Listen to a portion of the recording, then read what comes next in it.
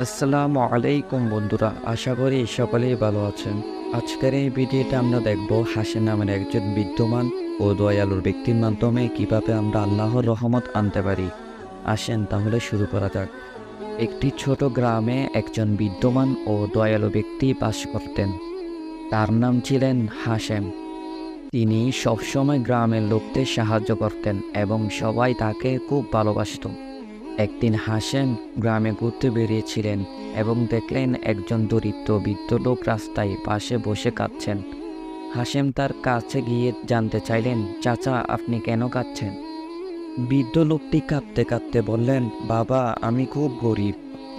আমার কোনো সম্পদ নেই, খাবার নেই, কোনো সহায়তা নেই। আমি খুব কষ্টে আছি। হাসেম তার হাতে কিছু টাকা দিলেন এবং বললেন, চাচা, আপনি আল্লাহর কাছে প্রার্থনা করুন। তিনি সবসময় আমাদের সাহায্য করেন। আপনি বিশ্বাস রাখুন এবং সবসময় দোয়া করুন। বৃদ্ধ লোকটি হাসেমের কথায় প্রভাবিত হয়ে দোয়া করা শুরু করলেন। কয়েকদিন পর তিনি দেখলেন যে একজন ধনী ব্যক্তি তার পাশে এসে দাঁড়িয়েছেন। ধনী ব্যক্তি বললেন, আমি আপনাকে সাহায্য করতে চাই, আপনার সব সমস্যার সমাধান করতে চাই। বৃদ্ধ লোকটি খুবই অবাক হলেন এবং আল্লাহর কাছে কৃতজ্ঞতা জানালেন।